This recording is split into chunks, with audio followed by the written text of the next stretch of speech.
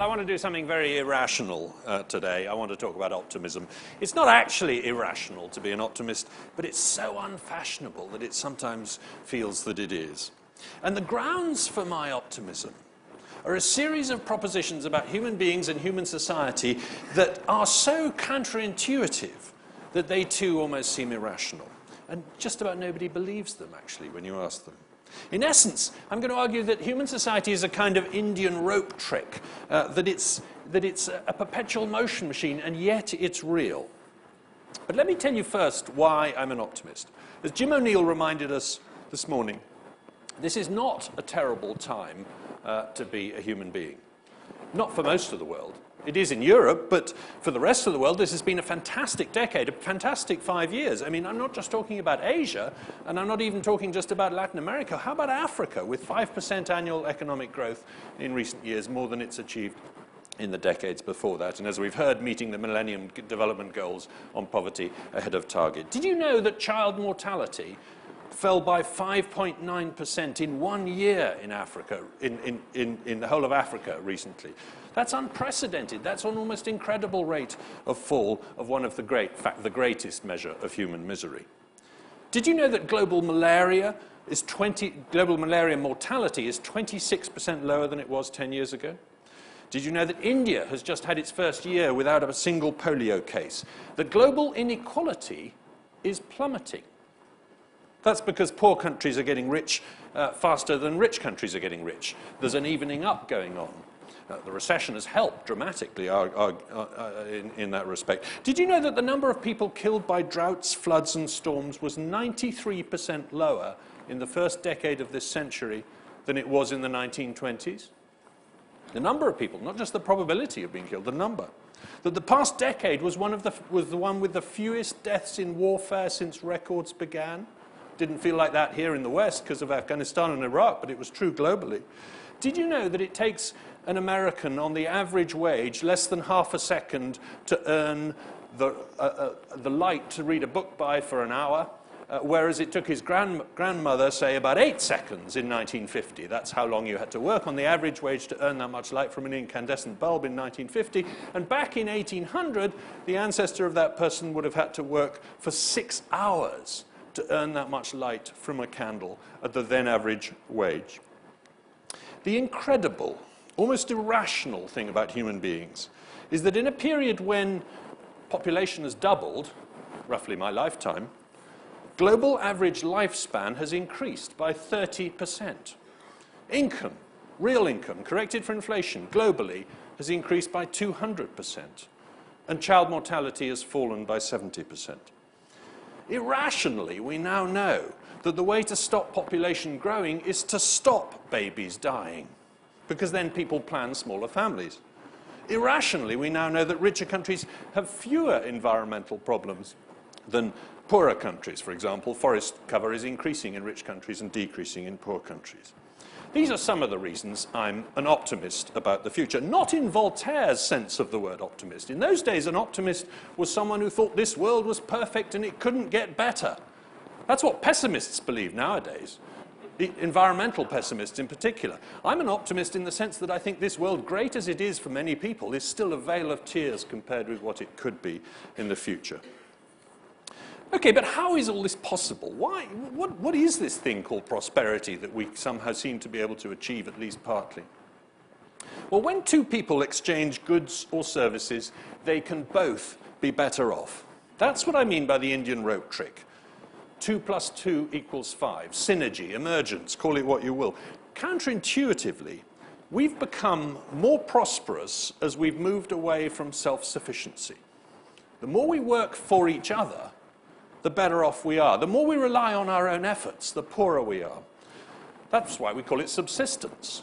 Self-sufficiency is indeed another word for poverty. The story of human prosperity is that through the magic of exchange, we get more and more specialized as producers, more and more narrow in our work, so that we can become more and more diversified in our consumption. On my desk at home sit two objects, which are exactly the same size and shape. One is an Australian hand axe from 500,000 years ago of the kind used by Homo erectus. The other is a computer mouse from half a decade ago. And they're identical in size and shape because they're both designed to fit the human hand. But one was homemade, the axe. The other was made for me, and that's, in a sense, the secret of human progress.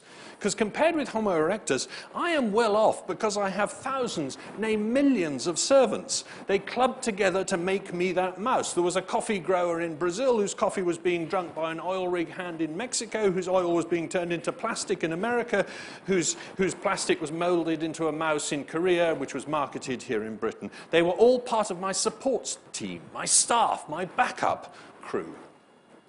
And yet, do you know what? Not only did none of them know they were working for me, not one of them knows how to make a computer mouse.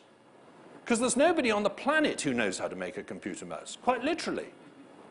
The knowledge is not in any individual's head, because the man who knows how to drill the oil well doesn't know how to refine it into plastic. And the man who runs the computer mouse company, all he knows is how to run a company. He doesn't know how to make a computer mouse, and so on.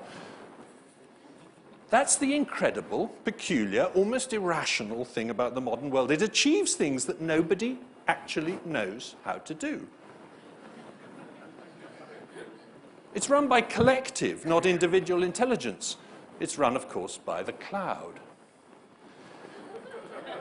And interestingly, that's why arguments about IQ, for example, and race, are irrelevant.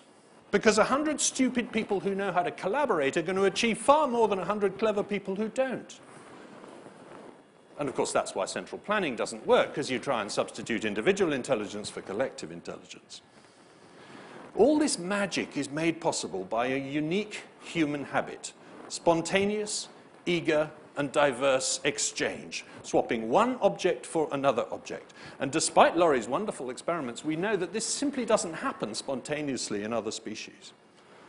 And this leads to a counterintuitive, almost irrational conclusion, which is that exchange is also the source of innovation.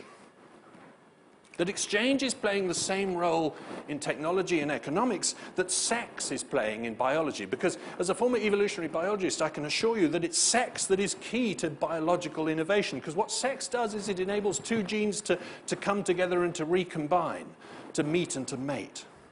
And technology depends upon ideas meeting and mating in the same way that biology depends on genes meeting and mating. My favorite example of this is something called a pill camera, which you swallow and it takes a picture of your insides on the way through. It came about after a conversation between a gastroenterologist and a guided missile designer. Because when you exchange, you can get ideas not just from your local environment, but also from anywhere in your species, effectively. You can draw upon an invention that happened a long way away or a long time ago. I mean, that mouse contains ideas that happened to people who are long dead, and ideas that happened thousands of miles from where I live. No other animal achieved this. Not even the Neanderthals, who had bigger brains than us and were extremely intelligent creatures, probably had language, we now think, but they weren't capable of coping with us Africans when we appeared out of Africa and displaced them from Europe, because they only ever used local materials. We know that from them, whereas we were drawing upon materials from far away. If you cut people off from exchange networks, from trade, not only does their rate of innovation slow down, it can actually go into reverse. When Tasmania became an island 10,000 years ago, its technology not only stopped advancing, for example, it never got the boomerang, which was invented after that date in Australia, it actually went backwards.